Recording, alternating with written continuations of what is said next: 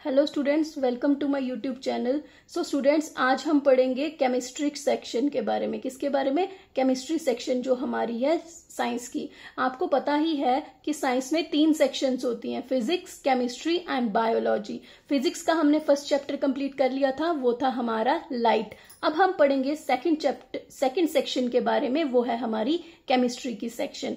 उसमें first chapter जो हमारा है वो है chemical reaction and equation. Student, सबसे पहले आपको ये चीज ध्यान रखनी होती है, कोई भी लेसन रीड करने को जाएंगे हम तो सबसे पहले जो लेसन का नेम है वो हमें पता होना चाहिए। जैसे कि इस लेसन का नेम है केमिकल रिएक्शन एंड इक्वेशन, तो इट मीन्स दैट हमें ये पता होना चाहिए what is chemical reaction and what is chemical equation. इसको पढ़ने से पहले आपको कुछ बेसिक डेफिनेशंस हैं जो आपको पता होना चाहिए। वैसे तो ये आपके 6th क्लास से स्टैंडर्ड से स्टार्ट हो जाती है, बट डोंट वरी, अगर किसी को नहीं पता तो मैं अभी बताऊंगी, आपको थोड़ा सा समझ आ जाएगा। First of all, first change is a physical change. What is physical change? As the name indicate that physically मतलब देखने में कोई चीज कैसे लगती है। Those processes in which no new substances are formed, एक ऐसे प्रोसेस जिसमें कोई भी न्यू सब्सटेंस हमें नहीं मिलता, उसको हम बोलते हैं physical change. For example, melting of ice. अगर हम आइस को मेल्ट कर दें, पहले आइस थी, आइस हमारी सॉलिड फॉर्म में थी, और जब वो मेल्ट हो जाती है वो लिक्विड फॉर्म में हो जाती है। बट एक्चुअल में है क्या आइस? आइस भी पानी है, और जब वो मेल्ट होती है वो भी पानी बन जाता है। इट मीन्स दैट यहाँ पे कोई भी न्यू सब्सटेंस नहीं बना, इसीलिए ये क्या है? फिजिकल चेंज है। इवापोरेशन ऑफ वाटर पहले पानी था, पानी इवेपोरेट किया, इवापोरेट करने के बाद फिर से वाटर वेपर में कन्वर्ट हो गया। जो वाटर वेपर होते हैं वो भी क्या होते हैं? H2O। H2O मीन्स पानी होता है, इसीलिए इस चेंज में भी कोई भी चीज आपको नहीं दिखी। इट मीन्स दैट ये भी क्या है? एक फिजिकल चेंज है। लेट्स सपोज दैट वाटर किस फॉर्म में होता है? लिक्विड फॉर्म में। वाटर चेंज हो गया आइस में, जब हमने फ्रिज में लगाया तो आइस कौन सी फॉर्म है? सॉलिड। अगर इसी आइस को मैं वापस बाहर रखूंगी, ये फिर से लिक्विड के फॉर्म में चेंज हो जाता है। It means that first substance change into second and second again change into first. इससे आप ये सोच सकते हैं, समझ सकते हैं कि जब भी कभी कोई भी फर्स्ट सब्सटेंस सेकंड में चेंज हो जाता है और सेकंड फिर से फर्स्ट में चेंज हो जाता है, उस चेंज को हम बोलते हैं फिजिकल चेंज। अब हम अगर सेकंड की बात करें तो सेकंड चेंज जो हमारी होती है वो होती है हमारी chemical change. Chemical, as the name indicate that, कुछ केमिकली चेंज होती है चीजों को। तो आप सबसे फर्स्ट ऑफ ऑल इसकी डेफिनेशन होती है those processes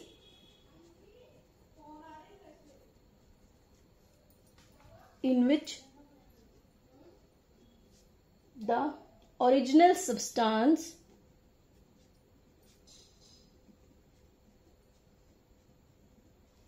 lose their nature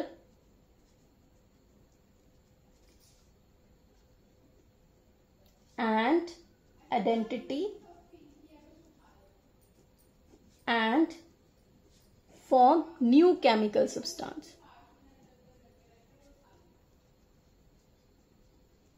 Chemical substance with different property.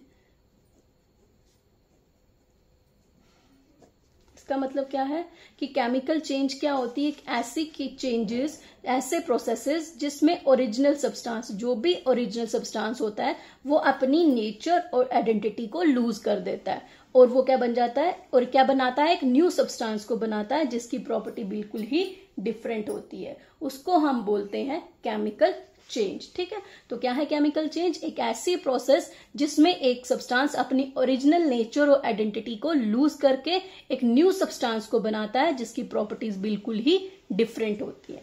Let's take example. Example is a souring of milk. What is the meaning of souring of milk? In summer, गर्मियों के दिनों में जब दूध खट्टा हो जाता है तो आप उसको पी पाते हो? नहीं पी पाते। क्यों? क्योंकि दूध के अंदर कुछ केमिकल चेंज हुई है जिसकी वजह से दूध किस में कन्वर्ट हो गया? खट्टा हो गया, सोर हो गया। ठीक है, सेकंड की बात करें अगर, burning of Coke in air. Burning of Coke in air कि जब भी कभी हम कोक को बर्न करते हैं, अगर हम कोयले को जलाएं तो क्या बन जाती है, ऐश। तो क्या आप ऐश को फिर से कन्वर्ट कर सकते हो कोक में? नहीं। इट मीन्स दैट कि ये चेंज फिजिकल चेंज नहीं है। ये कोक को जलाया, बर्न किया, तो किस में कन्वर्ट हो गया, ऐश में। तो first thing change into second. तो क्या सेकंड को फिर से फर्स्ट में चेंज कर सकते हैं? नहीं। It means that it is not a physical change, it is a chemical change. And third example अगर हम ले लें इसकी, तो वो होती है हमारी rusting of iron. Rusting of iron, iron में जंग लग जाना। तो ये आपको ध्यान रखना है कि जो रस्टिंग ऑफ आयरन होता है, जिसमें आयरन के आर्टिकल्स में रस्ट लग जाती है, स्पेशली इन रेनी सीजन। कब? सच एज क्या होते हैं, जैसे कि हमारे तवा होते हैं, पैन, नेल्स, तवा, पैन, नेल्स, इन सब में जंग लग जाता है। मैक्सिमम कब लगता है? इन रेनी सीजन। क्वेश्चन अराइजेस कि वाई, क्यों हमेशा ही रस्टिंग ऑफ आयरन जो होता है मैक्सिमम कब होता है? रेनी सीजन में। ऐसा क्यों होता है? क्यों? क्योंकि आपको पता होना चाहिए, because the content of the moisture in the air is high in the rainy season. That's why rusting of iron maximum occur in the rainy season. तो अगर आपसे पूछा जाए क्यों जो रस्टिंग ऑफ आयरन के आर्टिकल्स होते हैं उनमें रस्ट क्यों रेनी सीजन में ज्यादा लगता है? Because the content of water in the air is maximum in the rainy season, and for the rusting iron and water and oxygen is important. That's why in the rainy season iron articles maximum इनमें rest लगती है। कब? हमारे rainy season में। तो ये क्या है? हमारे रेनी सीजन। ठीक, ये क्या हमारी केमिकल चेंज है। ठीक है। अब अगर हम बात करें, देखो रस्टिंग ऑफ आयरन की बात करें, तो रस्ट जो होती है, आयरन आर्टिकल है, इसमें क्या लग गया? जंग। तो रस्ट जो होता है वो केमिकली डिफरेंट होता है कंपाउंड, किससे? आयरन से। दैट्स वाई हम ये बोल सकते हैं कि ये क्या है? Chemical change. क्यों? क्योंकि केमिकल चेंज में मैंने अभी आपको बताया कि ये वो प्रोसेसेस होते हैं जिसमें ओरिजिनल सब्सटेंस अपनी आइडेंटिटी और नेचर को चेंज करके एक न्यू सब्सटेंस बनाता है जिसकी डिफरेंट प्रॉपर्टी होती है। एग्जाम्पल के तौर पर देख लो, the rusting of iron. Iron is the original substance. Original substance ने अपनी नेचर और आइडेंटिटी को चेंज करके एक न्यू सब्सटेंस बनाया जिसका नाम है रस्ट, और रस्ट की प्रॉपर्टी बिल्कुल ही डिफरेंट होती है आयरन से। That's why it is a chemical change. ठीक है। अब दूसरी बात करें अगर सोरिंग ऑफ मिल्क, तो मैं ये भी बता सकती हूँ, we can not drink milk which has turned sour. हम वो दूध नहीं पी सकते जो खट्टा हो गया है। क्यों? Because the property of milk have change to form some new substance.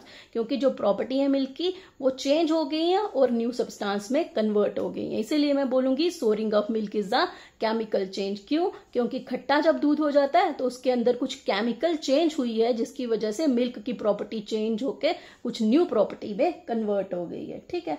इसके अलावा भी आप बहुत से एग्जाम्पल इसकी देख सकते हो। कुकिंग ऑफ फूड, जब हम खाना बनाते हैं वो भी क्या है? एक केमिकल चेंज है। Respiration is also a chemical change. अब थर्ड की बात करें तो बर्निंग ऑफ कैंडल वैक्स। अगर एक मोमबत्ती को जलाते हो आप, तो मोमबत्ती क्या होती है? जल जाती है और किस में कन्वर्ट हो जाती है? वैक्स में। तो क्या वैक्स को फिर से आप कैंडल में कन्वर्ट कर सकते हो? नहीं। तो it means that it is a chemical change. ठीक है। फोर्थ बात करें अगर हम, turning brown of freshly cut apple in air. अगर एक सेब को काट के उसके स्लाइस हमने काटा, एप्पल उसकी स्लाइसिस की, और स्लाइसिस को अगर हम बाहर रखते हैं थोड़ी देर तक, आप देखते हो ब्राउन कलर की पिगमेंट उसमें आ सकती है। तो क्या जो वो ब्राउन कलर का एप्पल हो गया उसको आप फ्रेश एप्पल में कन्वर्ट कर सकते हो? नहीं कर सकते। तो इसीलिए ये क्या है? एक फिजिकल चेंज है। तो मैंने इन शॉर्ट आपको ये बताया कि केमिकल चेंज है। केमिकल चेंज वो चेंजेस होती हैं जिसमें हम ओरिजिनल सब्सटेंस को फिर से दूसरी सब्सटेंस में कन्वर्ट नहीं कर सकते। जैसे मैंने एग्जांपल के तौर में बताया, एक कैंडल है, अगर मोमबत्ती को जलाते हैं तो उसका वैक्स बन जाता है। तो क्या वैक्स को फिर से मोमबत्ती में चेंज कर सकते हैं? नहीं, इसीलिए ये एक केमिकल चेंज है। अगर हम मेल्टिंग ऑफ आइस की बात करें तो हमारा आइस है, आइस को अगर पानी में कन्वर्ट हो जाता है तो क्या पानी को फिर से आइस में कन्वर्ट कर सकते हैं? तो yes, that's why it is called as a physical change. तो these are the two basic और इंपॉर्टेंट डेफिनेशन जो इस लेसन को पढ़ने से पहले आपको पता होना चाहिए। ठीक है, तो ये थी आपकी कुछ एग्जाम्पल फिजिकल चेंज और केमिकल चेंज के बारे में। ठीक है, अब जो हमारा नया जो चैप्टर का नेम है वो है हमारा chemical reactions and equations. Chemical reactions, first of all आपको ये पता होना चाहिए what is chemical reaction. Chemical reaction क्या होती है? तो आप ये बोल सकते हो the process in which new substance with new properties are formed. एक ऐसा प्रोसेस जिसमें हमें न्यू सब्सटेंस मिलता है और उसकी न्यू प्रॉपर्टीज मिलती हैं। तो हम ये लिख सकते हैं, बोल सकते हैं chemical reaction are the processes in which new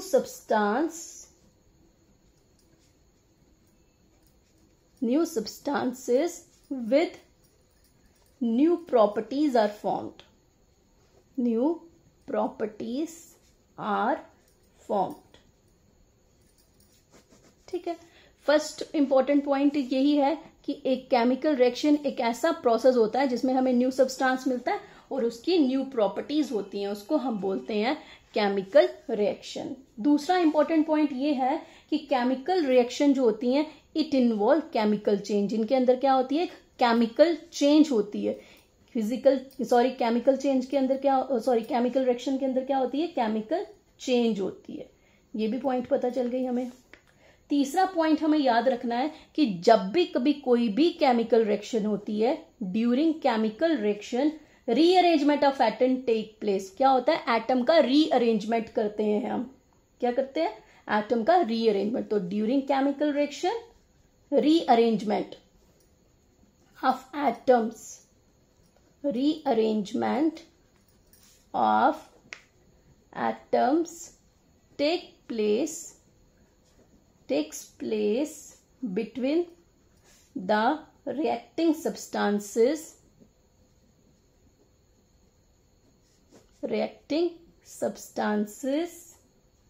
to form new substance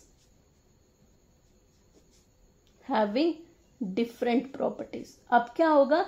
जब भी कभी कोई भी केमिकल रिएक्शन होगी तो एटम को हम रीअरेंजमेंट करते हैं, उनको चेंज नहीं करते, सिर्फ और सिर्फ उनके क्या करते हैं? रीअरेंजमेंट करते हैं, सो दैट जो भी न्यू सब्सटेंस मिले और उसकी प्रॉपर्टीज क्या हो? चेंज हो। ठीक है, दूसरा पॉइंट जो आपको ध्यान रखना है कि जब भी कभी कोई भी केमिकल रिएक्शन होती है, जो भी एटम होता है वन एलिमेंट का, they do not change into those of another element.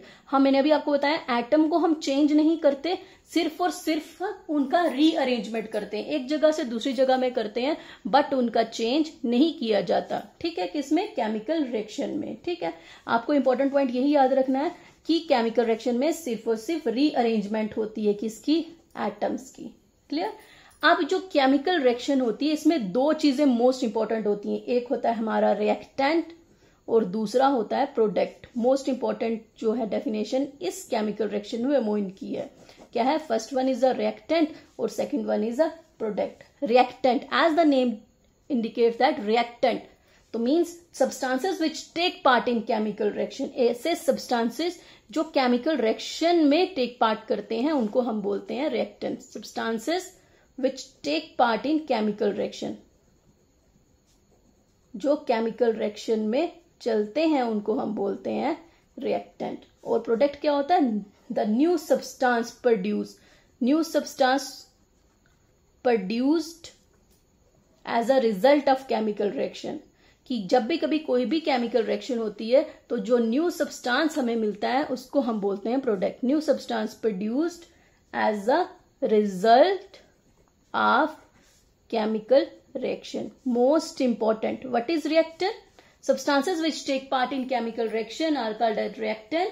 And what is product? The new substance produced as a result of chemical reaction is known as product. ठीक है, अब दूसरा एक पॉइंट और याद रखोगे कि इन केमिकल रिएक्शन में क्या होता है, reactant are transferred into product. Reactant किस में चेंज हो जाते हैं, प्रोडक्ट में चेंज हो जाते हैं। और जो प्रोडक्ट होते हैं इनकी प्रॉपर्टी बिल्कुल ही डिफरेंट होती है, किससे, रिएक्टेंट से। क्यों, क्योंकि प्रोडक्ट क्या होता है, एक न्यू सब्सटेंस। मैंने बोला जो भी न्यू सब्सटेंस केमिकल चेंज में होता है उसकी प्रॉपर्टी बिल्कुल ही चेंज होती है, किससे, रिएक्टेंट की प्रॉपर्टी से। एग्जाम्पल अगर हम ले लें यहां पे, तो H+O2 give rise to H2O.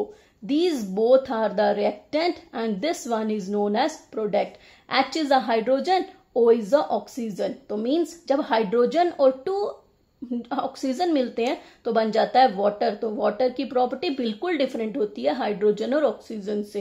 That's why they both are known as reactant and this one is known as product. अगर आपको याद नहीं रहता तो आप इस तरह से भी याद रख सकते हो कि केमिकल रिएक्शन लिखते हुए जो लेफ्ट हैंड साइड में चीज होती है वो रिएक्टेंट होती है, राइट हैंड साइड में चीज जो होती है वो क्या होती है, प्रोडक्ट होती है। क्लियर। अब एग्जाम्पल, एक मोस्ट इंपॉर्टेंट एग्जाम्पल मानी जाती है केमिकल रिएक्शन की, वो क्या है आपकी, कि जब भी कभी मैग्नीशियम, एक अगर हम बात करें किसकी, मैग्नीशियम की,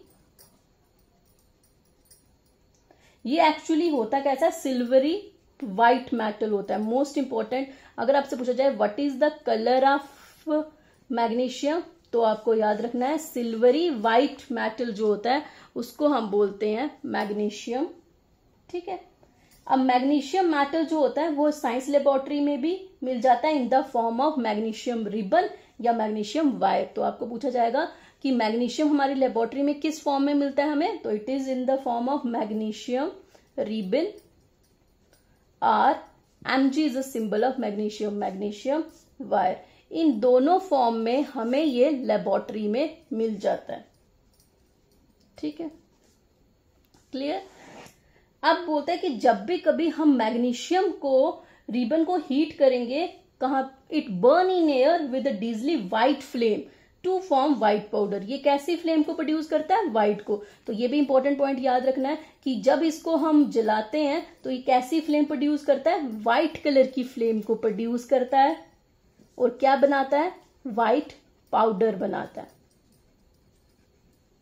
ठीक है। क्यों ये मैग्नीशियम, इसमें से पक्का ऑब्जेक्टिव आता है, इसलिए मैं आपको इसको फोकस करवा रही हूं कि आपको जब भी कभी केमिकल रिएक्शन में एग्जांपल लेनी है तो हमें लिखना है मैग्नीशियम जो सिल्वरी व्हाइट मेटल है। मैग्नीशियम हमें लेबोरेटरी में मैग्नीशियम रिबन या फिर मैग्नीशियम वायर की फॉर्म में मिलता है। मैग्नीशियम को जब बर्न करते हैं तो हमें क्या मिलता है, व्हाइट फ्लेम प्रोड्यूस होती है to form white powder which is called as, ये जो व्हाइट पाउडर होता है इसको हम बोलते हैं मैग्नीशियम ऑक्साइड। व्हाइट पाउडर को बोलते हैं हम magnesium oxide. And what is the formula of magnesium oxide, MgO। Mg is a magnesium and O is a oxygen. That's why it is called as magnesium oxide. तो याद रखना है कि magnesium combine with oxygen present in air to form a magnesium oxide. तो हम लिख सकते हैं मैग्नीशियम कैसे, एज अ रिबन। इसको हम जब जलाते हैं तो क्या चाहिए होती है, हवा, मीन्स ऑक्सीजन। इस क्या बना देता है, मैग्नीशियम ऑक्साइड, जो कौन से कलर का पाउडर है, व्हाइट कलर का। तो ये रिएक्शन है, मैं रिपीट कर देती हूँ फिर से, Mg+O2 give rise to MgO। तो this is called as physical reaction. तो यहाँ पे क्या हुआ, मैग्नीशियम, इसको क्या किया हमने, हीट किया। जब भी कभी मैग्नीशियम को बर्न करते हैं, तो जब बर्न करते हैं तो क्या चाहिए होती है, हवा। हवा में क्या होती है, ऑक्सीजन। तो हमें ये MgO मिलता है। MgO क्या है, एक व्हाइट पाउडर है। ठीक है। तो the burning of magnesium in air to form magnesium oxide is the example of chemical reaction. ठीक है। तो इन दिस रिएक्शन, इस रिएक्शन में क्या है, मैग्नीशियम एंड ऑक्सीजन, इन दोनों को बोलते हैं हम रिएक्टेंट। एंड MgO, ये क्या है, magnesium oxide, this is called as product. और जो मैग्नीशियम ऑक्साइड प्रोडक्ट है इसकी प्रॉपर्टीज बिल्कुल डिफरेंट है मैग्नीशियम और ऑक्सीजन से, इसीलिए हम बोलते हैं ये क्या है, एक हमारी केमिकल रिएक्शन है। क्लियर। तो ये इंपॉर्टेंट है, ये आपको ध्यान रखना है। ठीक है। अब देखो, जब भी कभी 2 पॉइंट इंपॉर्टेंट है इसके बारे में, ये इसलिए बेसिक बताया जा रहा है क्योंकि अब जो सीबीएसई सिलेबस है उसमें चीजें इंपॉर्टेंट है। अब मैग्नीशियम को जलाते हैं तो मैग्नीशियम ऑक्साइड बनता है। इसको जलाने से पहले मैग्नीशियम रिबन को क्लीन किया जाता है, किससे? रबिंग से। किसको क्लीन किया जाता है? मैग्नीशियम को जलाने से पहले इसको क्लीन किया जाता है, किसके साथ? Sand paper. हमारा लेबोरेटरी में सैंड पेपर होते हैं। मैग्नीशियम को जलाने से पहले क्या किया जाता है? रब किया जाता है, साफ किया जाता है। क्यों किया जाता है? क्योंकि मैग्नीशियम के ऊपर क्या होती है? To remove protective layer of, क्योंकि इसके ऊपर एक प्रोटेक्टिव लेयर लगी होती है, किसकी? Remove the protective layer of magnesium carbonate. Magnesium carbonate from the. आप देखो, अगर आपसे पूछा जाए कि मैग्नीशियम को जलाने से पहले उसको रब क्यों किया जाता है सैंड पेपर के साथ? क्योंकि हमें रिमूव करनी होती है एक प्रोटेक्टिव लेयर, किसकी? मैग्नीशियम कार्बोनेट की लेयर को हमें क्या करना होता है? रिमूव करना होता है। दैट्स वाई इसको हम क्या करते हैं? रिमूव करते हैं। ठीक है।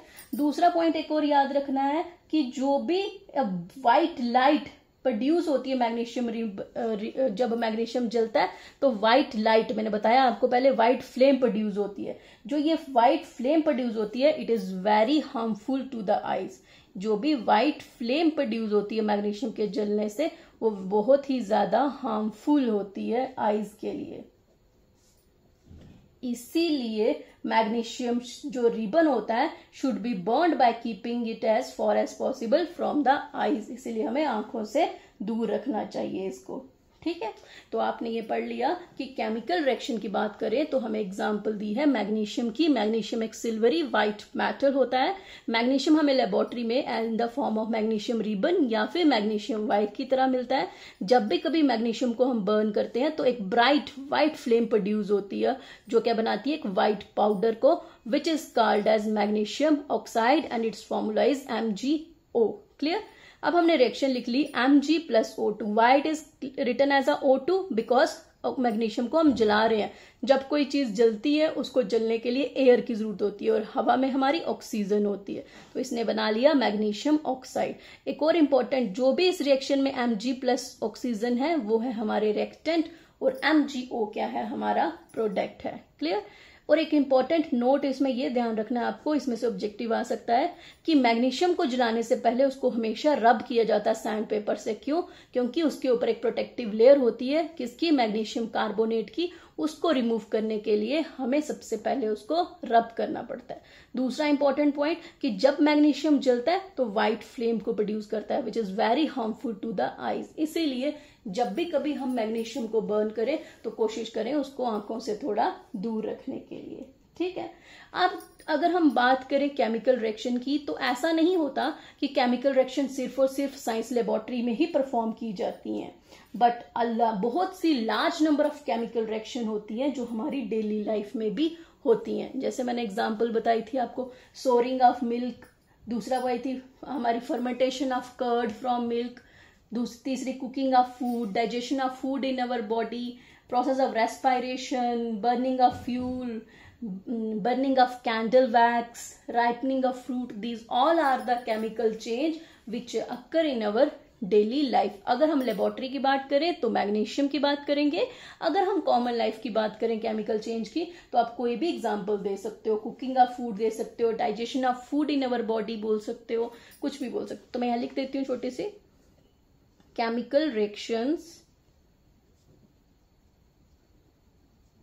इन अवर डेली लाइफ, कि जो भी हमारी डेली लाइफ में कौन कौन सी केमिकल रिएक्शन होती है। मोस्ट इंपॉर्टेंट फर्स्ट अगर हम बात करें तो मैंने बताया हुआ है आपको, फर्स्ट कौन सी हो सकती है? सोरिंग ऑफ मिल्क, दूध का खट्टा होना, वो भी क्या है? एक केमिकल चेंज है। दूसरा cooking of food, digestion of food in our body,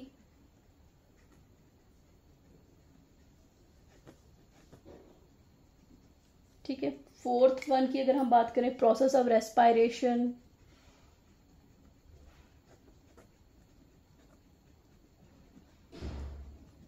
ठीक है।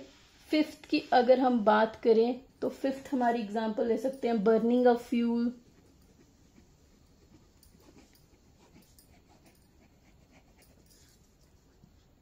ठीक है। इसके अलावा बर्निंग ऑफ कैंडल वैक्स,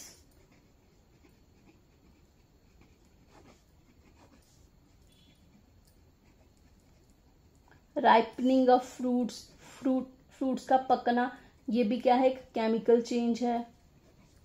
तो these all are the chemical change which occur in our daily life, ठीक है। तो ये क्या थी, कुछ केमिकल चेंज जो हमारी डेली लाइफ में होती हैं, ठीक है। अब question arises, how we know that कि केमिकल रिएक्शन कैन अकर, कैसे हम बता सकते हैं कोई भी केमिकल रिएक्शन हो रही है।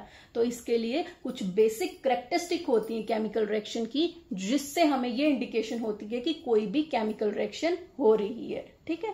तो स्टूडेंट नेक्स्ट क्लास में हम पढ़ेंगे what are the characteristic of chemical reaction, ऐसी कौन सी कैरेक्टरिस्टिक है जिससे हमें पता चलता है कि कोई भी केमिकल रिएक्शन हो रही है। तो आई होप कि जो भी मैंने आज पढ़ाया आपको अच्छी तरह से समझ आया होगा।